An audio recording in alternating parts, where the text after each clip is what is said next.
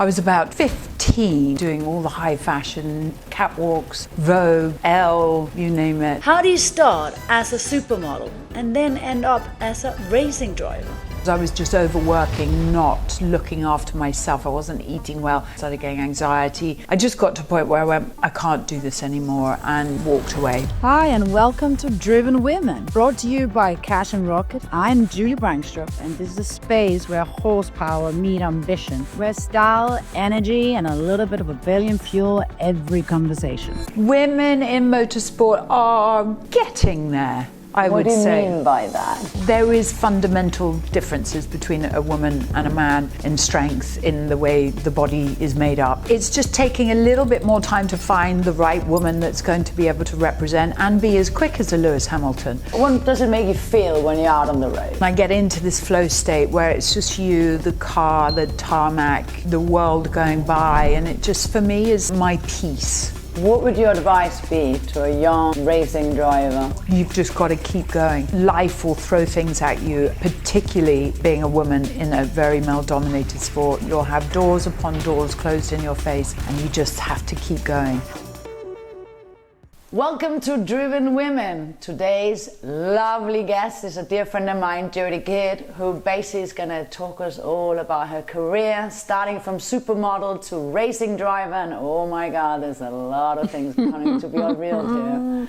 So thank you, Jode. I'm so happy to be here. So tell me, from having this crazy model career, where it was a very we first met. Exactly, starting extremely young, you know. How old were you when you first? I was about 15 when I kind of got spotted, and I was in a transition of I wanted to ride horses and follow my dad's footsteps, and he was a show jumper, and I was just going from ponies to horses, and I had just got my first horse. And he was a youngster, and what I was doing was bringing them up through the grades and then sell them, and kind of that was the way I was making money. But my first horse was too large for my little pony lorry that I'd been riding ponies previously before that, jumping. And I needed to get some money for a bigger lorry and couldn't afford it. So my mum said to me, I remember when we were on holiday and someone came up to you on the beach and said, you should be a model, because I was really tall. I'm like 6'2" now, and I wasn't far off it when I was 15, 16. And she said, look, it's quite a good career, you can earn some money. So I thought, wow, I found the number and I got hold of them, went to London, and then that was the beginning of this crazy 10, 15 years doing all the high fashion, catwalks, Vogue, Elle, you name it. I've probably done it in the past. But yeah, it was quite a whirlwind. And then unfortunately, because my career took off quite quickly modelling, I never really got back to my dream of becoming a show jumper, which was sad, but I got to grace the catwalks for the most amazing designers and be in front of the camera with the most incredible photographers. So I feel very lucky and blessed. And I mean, it's super young to start, you know, 15, going around the world. Would your mom follow you? Like how I mean, in those days, the protection is much stronger than it was at that point. So how did that? No, we were kind of like just dropped in to this whirlwind. But I had an amazing agency. So my first agent was Jonathan Pang at IMG. So IMG Models was, you know, Mark McCormack. You had like Tyra Banks, and you had Bridget, and you had some amazing big models. So they were very supportive. If it was too far a distance, they would always send someone to travel with me. But no, it was pretty much, you know, turning up to a city, getting an A to Z, off you go, and, you know, the world is your oyster. But I think I was, you know, you can get 15-year-olds that are very young. Yeah. And I was the youngest of 5. So I had been brought up by, you know, by my elder siblings. So I was quite old for my age. Whereas kind of looking at my son now, who's 13, your godson, just thinking in 2 years' time in his life, I was like almost moving to New York on my own. And I'd be like, I'm like going, what? He can hardly even tie a shoelace. I'm like, how the hell did I do it? Yeah. But it was a very different time. You know, it was the 90s, early 90s, and it was kind of like, it was amazing freedom. I'd been at boarding school, so, you know, I kind of was older for my years. And very street smart. Very street smart. You've got to be street smart to do all of that travelling on your own. And I had travelled, so my family kind of lived my brother was in Bali, my rest of the family were in the Caribbean, you know, my dad was working in the States. So every time from boarding school we wanted to go and see them, we would jump on a plane, often, you know, travelling alone. And kind of, so I was used to that side of things, and it wasn't too daunting. But still, in hindsight, I look back at Indy going, wow, that's huge to think that I was taking on that at such a young age. Yeah. Did you ever have moments where you felt really unsafe and just wanted to leave that campaign? And I mean, there's been so much, you know, over the last couple of years of what happened behind the scenes, etc. Were there any moments that stood out? You're like, wow, I need to get out. Yeah, no, I mean, I never had an issue with, you know, having, you know, feeling unsafe of a male-female kind of environment. Thankfully in the fashion industry, a lot of the wonderful designers and photographers might not be looking at girls in that kind of way. Yeah. They look at men in a much brighter way. So no, I was always felt okay with that, but certainly traveling, I remember going through, I was going to Cuba and I was going via Miami, and I had to go somewhere, and it was like, you know, I would be layover, you know, have a layover in some small little town. You didn't have mobile phones. You know, you didn't have, I mean, I didn't even have credit cards or anything like that. I just had like, you know, $50. And your flight got cancelled and you're like going, and so, you know, there was a few times trying to find cabs in tiny foreign countries. You don't speak a language, you don't know where you're going, you don't know how to get back to the hotel apart from sleeping on the floor somewhere to you know, it's that kind of side. Yes, I had lots of scary moments for that environment, but within the modelling, actually going to do shoots, you know, I was never a voluptuous model, so I was never I never did underwear, so I never, you know, had these stories of staying after work, you know, to do your underwear kind of shoot, right, which often kind of led to other things. I never had that because I was this kind of waif stage, so it was kind of Kate Moss and Erin O'Connor and Jade, and this kind of very cool androgynous kind of look. So that kind of sexy thing was never really part of my kind of career. So I'd never had that. I never had those issues, thankfully. But I have heard of horrible situations. Yeah, it's been out a lot, lots about, you know, the girls not feeling protected enough. Certainly. And I think because also I had, you know, 3 older brothers, and, you know, and I was like, I'm used to rough and tumble. You know, I had to fight to kind of survive in our family, in a lovely way. But, you know, so I was very ballsy. You know. Still are. Yeah, so thankfully. But, you know, as I said, it does put women certainly in very vulnerable positions.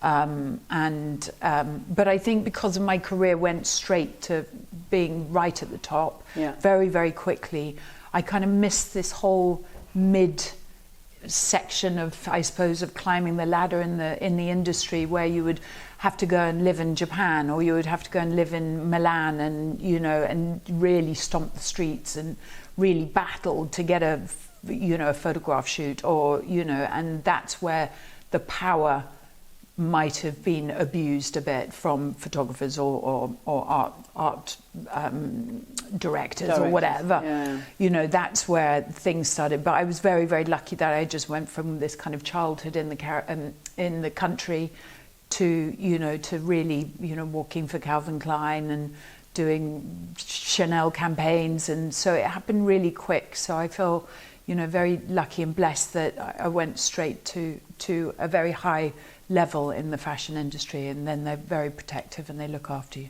Yeah. So who is your favorite fashion designer? I know that's a difficult one. It's so difficult because, but I mean, I started when Alexander McQueen started. So I remember doing one of his first ever London Fashion Week shows called the Highland Rape.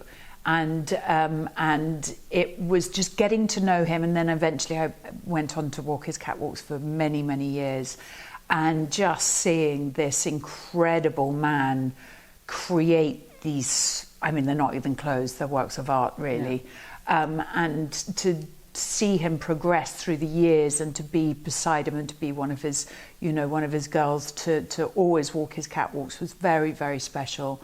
But I have I did, because unfortunately he's not here anymore, but a wonderful soft spot for Karl Lagerfeld. Yeah. Incredibly talented. I can't even tell you, when I used to go and work for him, he was designing for Chanel, he was designing for Chloe, he was designing for Fendi, he was designing for his own Karl Lagerfeld brand. So that's spring, summer, autumn, winter collections. Then he was doing couture for four of the biggest fashion houses. That's a lot of creativity, that's a lot of design, that's a lot. And he used to take the photographs, he was art directing, he was doing the hair and makeup, he was directing everything. But unbelievable man to be around and to witness his genius, first, right in front of you was an amazing experience. Yeah, he was truly an inspiration. Unbelievable man, extraordinary. Yeah. And so, what is your favourite thing to wear? Because I was brought up in the countryside and I'm always a tomboyish, I'm always jeans and t-shirts and things like that. It's really lovely to get dressed up and to go out, but no, I'm much more kind of chilled, relaxed, a bit boho-y, I suppose, practical. It's lovely to get dressed up. And stay true to yourself, basically. Basically comfy. I'm lazy. Yeah. I'm super lazy. I didn't say that, did you? Yes, I knew you were going, you're lazy. So, from supermodel to racing driver. Now, how does that, I mean, there's a lot of things in between. Not a usual transition. Exactly. And also, very much into a male-dominated industry. And so there you would have had probably also a few comments and a few this and that against you entering their world and taking over their positions. Yeah, absolutely, on the grid. Absolutely. It was, at the beginning it was fun. So I started racing cars because I gave up modelling. It just wasn't, just being away from home, I started getting anxiety. I just wanted to be out in the countryside. I wasn't taking care of myself, as in I was one day in Tokyo, the next day in New York, next day on a shoot in the Bahamas, next day doing London Fashion Week. And I was just, and nowadays you can travel so much easier, whereas, you didn't have a pret-a-manger, you didn't have somewhere that you could just go and grab a nice salad. You actually had to sit down and go to a restaurant, or you would turn up at a hotel too late. They wouldn't have any room service or anything to eat. So I just started, because I was just overworking, not looking after myself. I wasn't eating well. I was grabbing a McDonald's whenever I could, or getting energy from, drinking, Coca-Colas and Sprites and kind of coffee and all of these things. So my body started going, this is not for you. And so I started sleeping really badly. I started getting anxiety. When you get to that position, I just started hating where I was. I wanted to be back in the countryside. I wanted animals, wanted to see greenery and trees, and I just started becoming very detached from my body. I was just not. And was there anyone in that process that were helping you? My sister, thankfully, was very aware of anxiety, and so she was just like, but it was still very early times. I went to the doctor. I said, I can't sleep. I'm getting panic attacks. I don't know what's going, even though they didn't know what panic attacks was. They put me on beta blockers. So I sat there for like a week going, and that was to lower your heart rate. And I was like, this is really not what I should be doing. Then when they said, when you get like that, breathe into a brown paper bag, all things that you now know that is the worst thing you could possibly do if you are having a panic attack. But I think it was just, I was young, never saw my family, I never saw my friends, I was taking terrible wasn't looking after my body, and I just was exhausted. I had glandular fever, I had all of these things. So I just got to a point where I went, I can't do this anymore, and walked away, which is a very sad moment, but I just needed my head, I needed my sanity. So I moved out to the countryside again, and I started just growing my own veg again and being amongst, you know, nature, and slowly started curing myself from that. And then that's how I kind of came across racing cars. Actually, no, I met Jeremy Clarkson before doing the Gumball Rally with you in, where did we go? Do you want to tell what you did there? No. Left the car in Vegas? No, I don't. Well, you can. Where were we going? We were going from New York to San Fran, or were we going? New York to LA. New York to LA. And then I had to fly back early. Do you remember? I had to leave. And then I was giving an award at the GQ Awards, and I was on Clarkson's table. Yeah. And it was the first time I'd really seen cars. And I was like proper cars, like the Koenigsegg, the first time anyone had ever seen the Koenigsegg. And it was on the Gumball Rally. And then, you know, Rory doing his crazy F40 with the dollars. And I was just like, this is the coolest thing I've ever done in my life. It's amazing doing rallies. And so I flew back, sat next to Clarkson, and I went, oh my God, I've just done this rally. You're a car man. And this happened and that happened. And he went, well, it's really nice that you like cars. Do you want to do the show? And then I came on about a couple of months later onto Top Gear and did quite well on Top Gear. And that's how I started Didn't you win? I did. I went to the top of the board. Yes. Pretty extraordinary. But it was all because of you, really, why I'm racing, to be honest. Yeah, It's but your then fault. one thing is doing rallies, but then going in professionally, you know, what made you You know then... what I'm like. Yeah. I Highly can't do competitive. anything half done. If I'm going to do it, well, it kind of, because I did well on Top Gear, the Stig at the time said, look, you've got actually very natural ability to race cars, and I could see that you're getting quicker and quicker and quicker, and you know, you could have really got close to my time if I had left you out there for too much longer. And he said, look, you should maybe go and see if you want to have fun doing it. So I went off and got my ARDS, which is like a provisional racing license, and then I got picked up by Maserati, and they sent me to Italy to do an advanced racing course.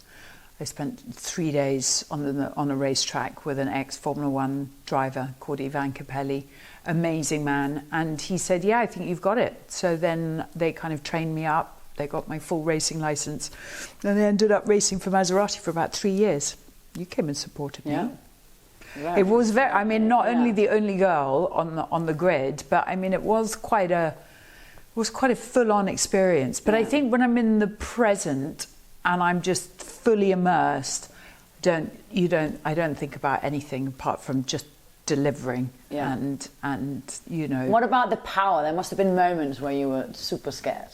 I mean every time I got in the car, I shat myself. Can I say that?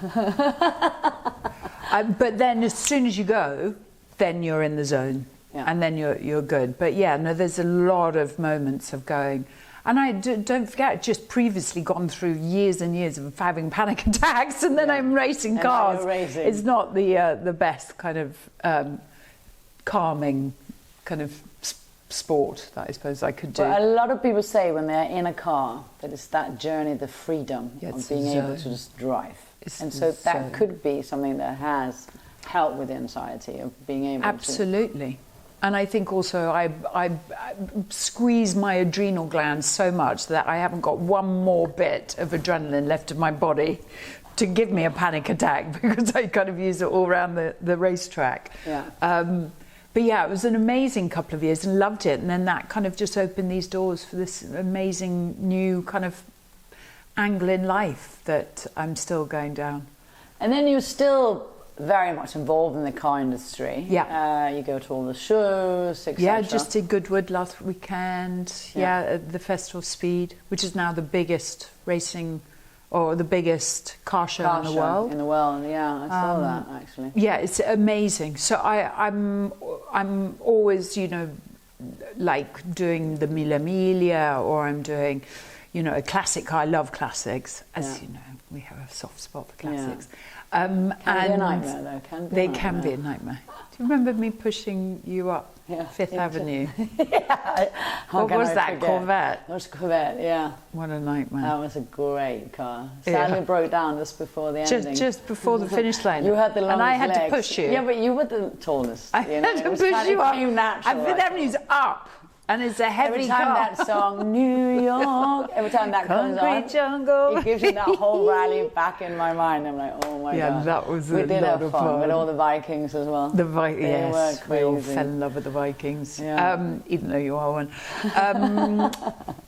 What was I talking about? So what's the next part of your life, of rallies? What does it make you feel when you're out on the road? I just love it. There's just a sense, as you said, like freedom. And it's where, for me, I get, what is it, where they say you're in the, like, almost floating, you're in this zone.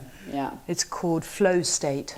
And I get into this flow state where it's just you, the car, the tarmac, the world going by. And it just, for me, is my peace. And it's where I don't think about anything. I'm not worried about, deadlines. I'm not worried about what I've got to do next week. Or it's just pure being in the present. And it's something that is just so good for my soul. And anyone that like, it's just peace.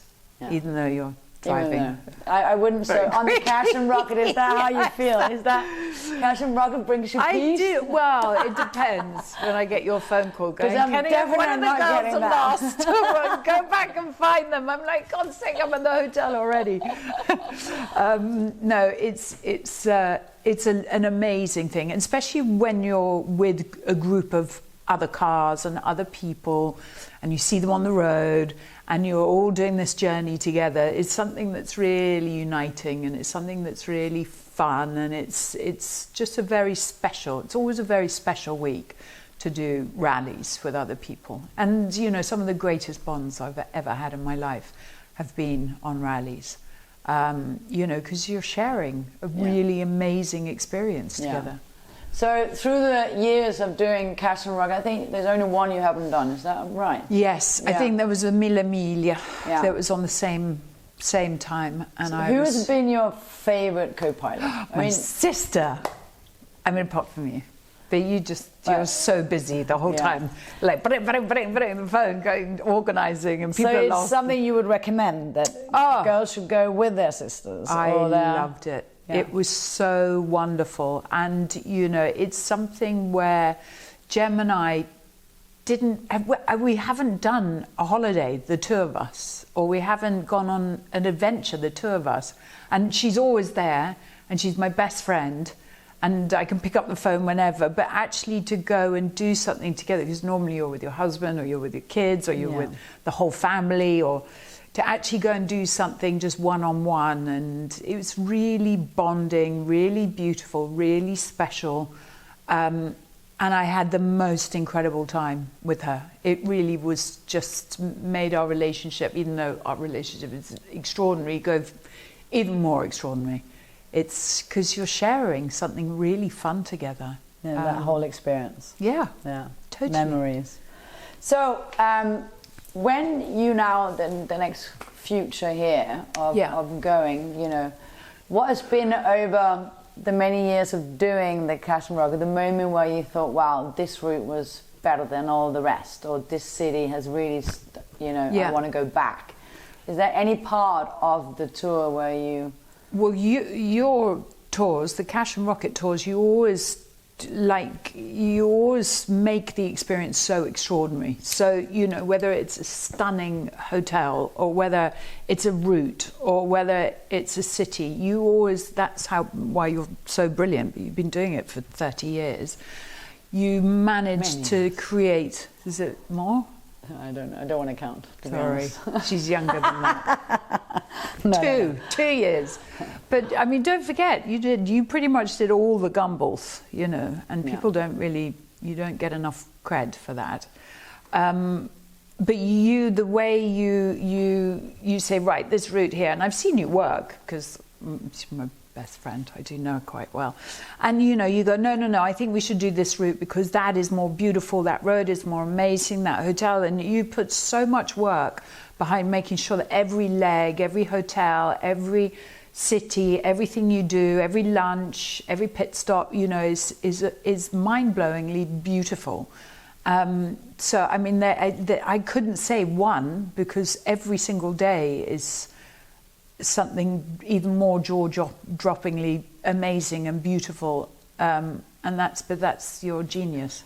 Your geniusness. Next we're driving from Charleston to Jacksonville and then Palm Beach and Miami. And so I really enjoy the US. Charleston is one of my favorite cities in the US. Yeah. It's so stunning. It's so brilliant. You've seen the TV series called Outer Banks? Yes, Outer Banks. Yeah, I know that area quite well. Yeah. I try and I don't know it that well. Oh, it's stunning. Yeah. It's stunning. The Outer Banks are amazing. They've got all these horses. Yeah. Have you heard that got shipwrecked with the Spanish? I mean, I'm talking, you know, hundreds of years ago.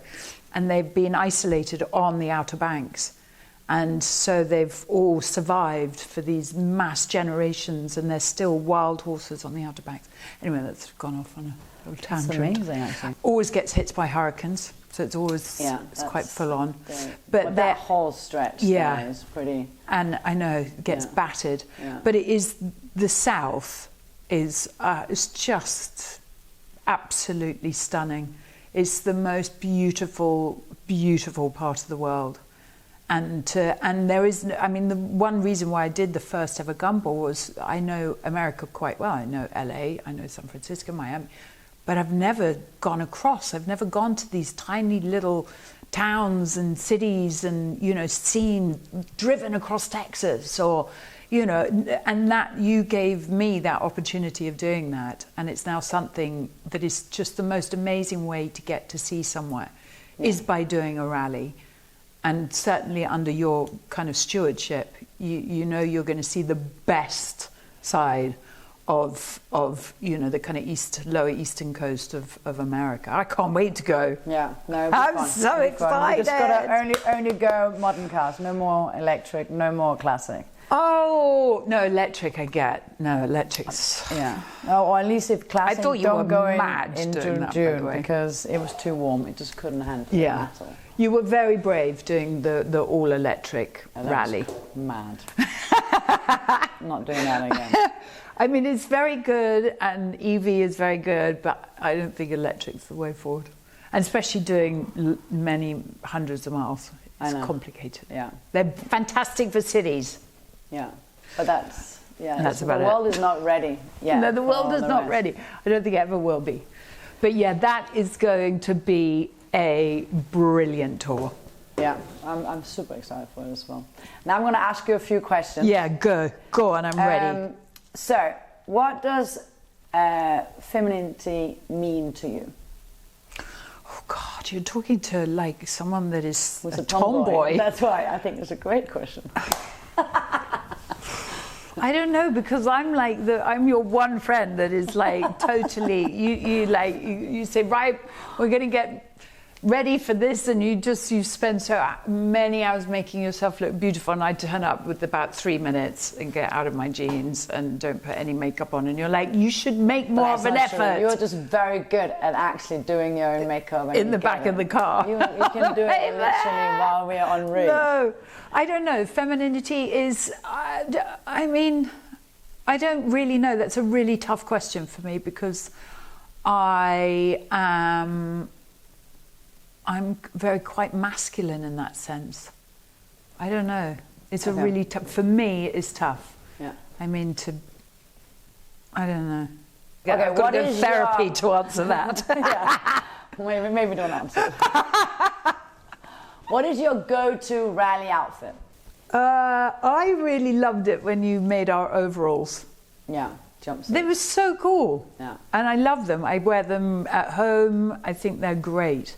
And I've got overalls that I got from Goodwood for the revival, which is what all the pit guys wear. Yeah. And it's just so, number one, so comfy. Yeah. Number two, this is my femininity coming out. Yeah. I like You're answering the jumpsuits. question right now. Yes, exactly. They're like, so I love those because they're practical. Yeah. Apart from you've got to take the whole thing down when you want to wee. So preferably not in a And we have cold to make country. one for you always special because you're so tall. Yeah, exactly. They're like literally up like that. I love the overalls. Really comfy. They're just great. They look good. You design them brilliantly. But yeah, I mean, I'm practical. So I know sitting in a car for a very long time wearing anything that's too tight is going to become uncomfortable. Wearing high heels, no go. And just don't even go there. Is that your femininity, of putting high heels on with a jumpsuit? Maybe when I get there, going to the bar. Okay, I'll put some heels on. But I'm like 6'2". No one talks to me when I'm 6'6". That's very true. Yeah, you get neck ache. But that is also, it hurts everyone's neck. Oh dear. What about sustainability and purpose? You know, you are a big advocate for sustainability, and I am, even though I've just slagged off electric vehicles. But yes, but that's only saying they work fantastically in the cities. We're not slacking it up. We're just no. I'm not saying at that all. For a tour, for a rally, it's but I've got very complicated. I went up to do an episode because I've got a car YouTube show, and I went up to JCB. Yeah. And I saw what they're doing with hydrogen. Right. And it blew my mind. Yeah. And it's, you know, you're putting water in and you're getting water out. And they have got these heavy, you know, earth loaders, machines that all run with exactly the same amount of torque, exactly the same amount of power on hydrogen. They've turned the factory floor from producing normal combustion engines alongside hydrogen engines.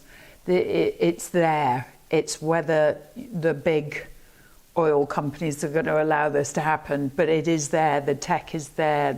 It's just got to be embraced. Yeah, and pushed. But hydrogen, I mean, 30, 40 years ago, Hyundai came out with a hydrogen car, amazing sports hydrogen car, and it's there. But I think, you know, you've got massive plays against you. With the industry. So, I mean, it's a complicated one, but hydrogen is definitely the way forward. You know, I think electric vehicles are great for city. They're unpractical for people like myself that live in the countryside. But I really, really think hydrogen's a play. And what about other products that comes in? You know, you have your own garden, you have your own... Yeah. You know, at home? Yeah, at home we try as much as we can. We've got to, because we live on this beautiful, beautiful planet, and it is suffering.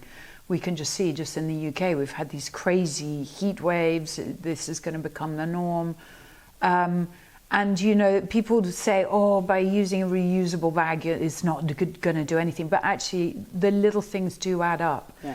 You know, just being a little bit aware of recycling. You see, this is probably my clothes thing, why I don't wear crazy amount of clothes, because I'm always in jeans and t-shirts, but really good cotton, sustainable, proper cotton. I've got a little company called Maneva, and that's what we do. We just get offcuts from factory floors that are amazing organic cotton, and they will survive 30, 40 years. You know, I would like to wear things that so like aren't rescue materials, basically. Yeah, I don't like fast fashion. You know, I do drive, so I try and balance my life out a bit. But you know, it's a tricky one. It really is a tricky. But we're not. We all think it's there, and we're all aware of it. But are we doing enough? No, we really aren't. Yeah. No, we sadly aren't, actually. You know, if we all handed in a bit more of getting involved, we would make a much further progress. Yeah, I know. And I think, you know, the fashion world is the second biggest polluter to you know, like the automotive industry. Yeah. So, and they're both my industry, so it's kind of like, you know, we've got to really, but it's got to, you know, it's got to come from government really to make the massive changes. It's got to come from the manufacturers. It's got to come from, you know, your Etsy plays. It has to be that people are actually working together instead of trying to stop each other because they're wanting to make it's more. just more. money, Yeah, money exactly. until we're going to be living on a scorched planet. Yeah. I agree with that. Sorry, being really depressed. Right. Fast 5. Yes. Let's go. Kid Speed Edition, okay? So, dream car to drive across Europe. I'm going to go classic. I'm going to go Ferrari 250 California Spider short wheelbase. Open top. Okay. Wafter. Definitely Never breaks down. know her cars. Amazing car. And it's beautiful. But I just need to find 18 million. Yeah, mine a little problem. Should be easy. Your rally road trip Athens. Anthems. See, I can't even pronounce that name. Anthems. I used to know you so well. I love, when you get a bit tired, I love some good old school 90s trancey, housey, you know, when it's getting dark. Yeah. And you got to get there. Got to get something with a beat.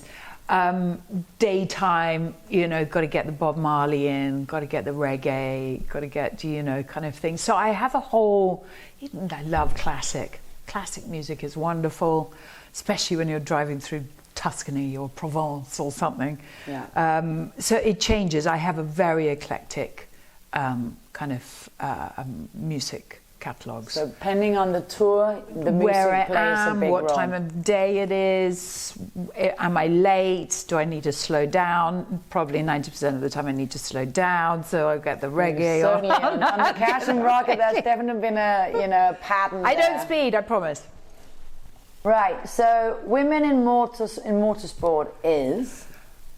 Oh, sorry, that's yeah, women in wrong. motorsport. Are... Women in motorsport are getting there, I would say. What do you mean by that, getting there? There is fundamental differences between a woman and a man in strength, in the way the body is made up.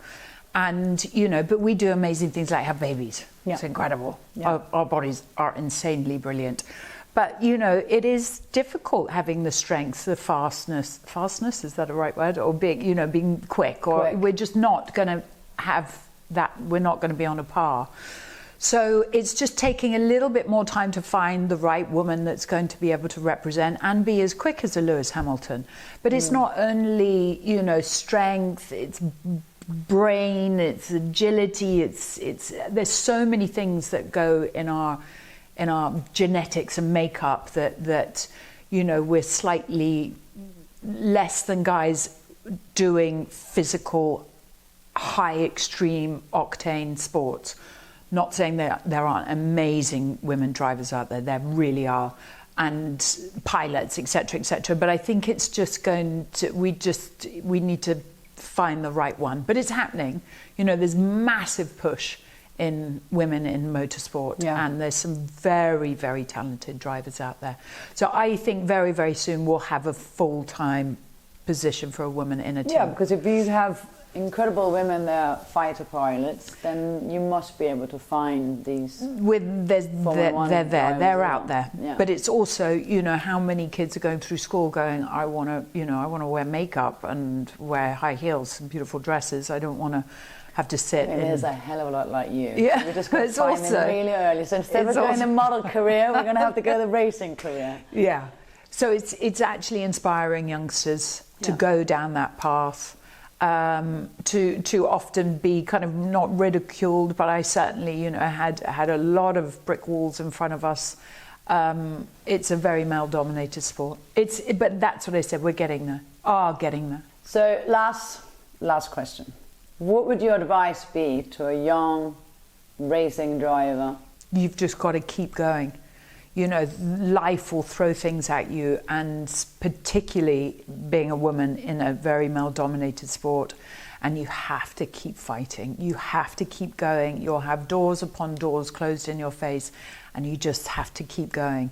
There's no other way about it, really. You're not going to get a red carpet and go, here you go, all the way to, you know, sitting in a Formula One car.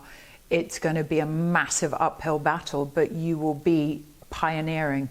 You will be one of the first women to be in this industry, and what a legacy that would be. So you just got to keep driving. Keep driving the change. Thank you so much. All right, baby, I love you. Thank you.